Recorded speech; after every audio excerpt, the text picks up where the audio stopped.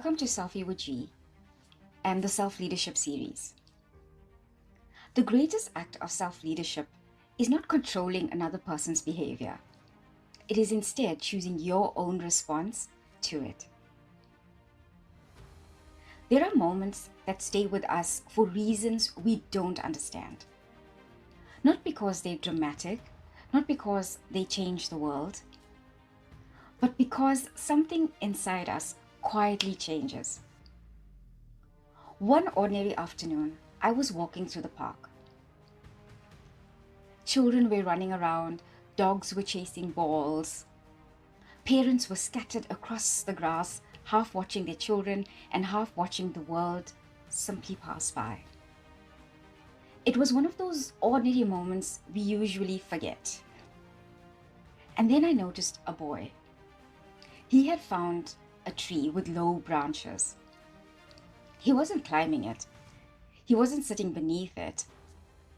He was swinging from branch to branch. Not gently, aggressively, pulling, jerking, throwing his weight against it over and over again.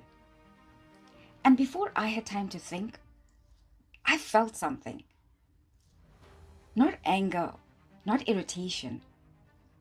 Something closer to sadness.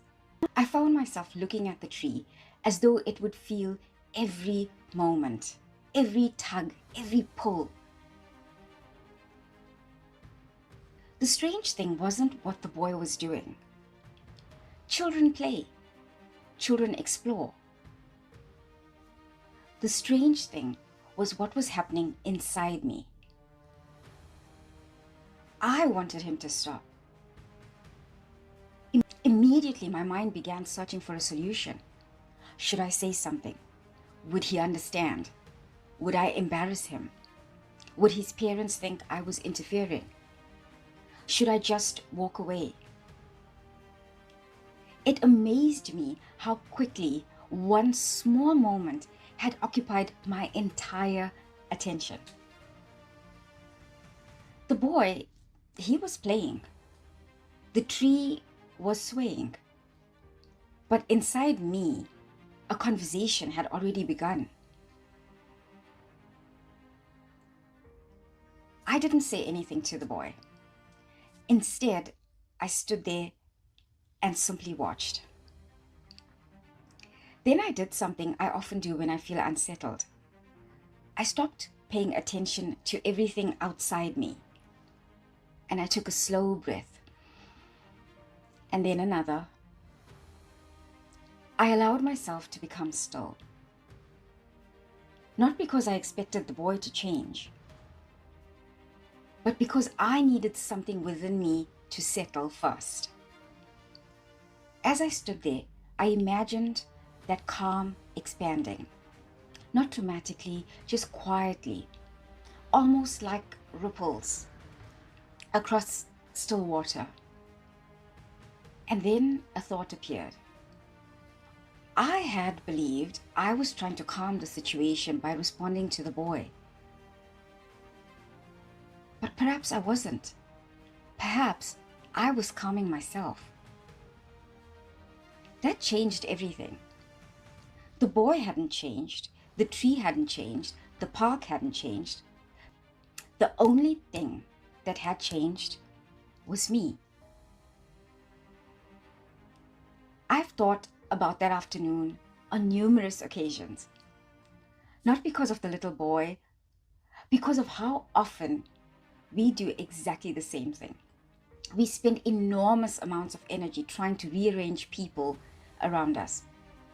If they would only understand, if they would only apologize, if they would only behave differently, if they would only become calmer, kinder, more thoughtful, more aware. We quietly believe our peace is waiting on the other side of somebody else's transformation. What a heavy burden to place on another human being. And what a powerless place for us to live in. Because if my peace depends on your behavior, then I've unknowingly handed you the keys to my inner world. That afternoon in the park showed me something I hadn't seen before. The greatest disturbance wasn't the boy, it was the story I was creating inside myself. That day became one of my deepest lessons in self-leadership. Before then, I thought self-leadership was about making better decisions for myself. Now I think it begins somewhere even more fundamental. It begins with emotional responsibility. Self-leadership asks a different question. Instead of asking, how do I change them? It asks, what is happening within me? That question changes everything because it returns responsibility to the only place where real change is possible. And that was in my own response to what was happening outside of me. Now, this doesn't mean we never speak up. It doesn't mean we ignore injustice. It doesn't mean we avoid difficult conversations. Sometimes leadership requires action. Sometimes leadership requires boundaries. Sometimes it requires us to say no. But before any of those things, self-leadership invites us to notice the landscape within us. Am I reacting or am I responding? Am I trying to control or am I trying to understand? Am I giving my peace away or am I leading myself through this moment? I've come to believe that peace isn't something we find when everyone else behaves the way we'd like them to. Peace is something we practice while they don't. I don't know what your boy in the tree situation might be like. Perhaps it's a difficult colleague, a family member, someone who disappointed you, someone who doesn't see the world the way you do. Or perhaps it's someone you've been trying to change for years. Before you rush to fix the situation, pause. Take one slow breath. Become curious. Ask yourself, what is the stirring within me? Not because the other person doesn't matter, but because your inner world matters too. Today's selfie isn't about the other person. It's about you. Where have you handed someone else responsibility for your emotional weather? What would change if you gently reclaimed it? That boy in the park probably went home that afternoon without ever knowing he'd been part of one of the most meaningful lessons of my life.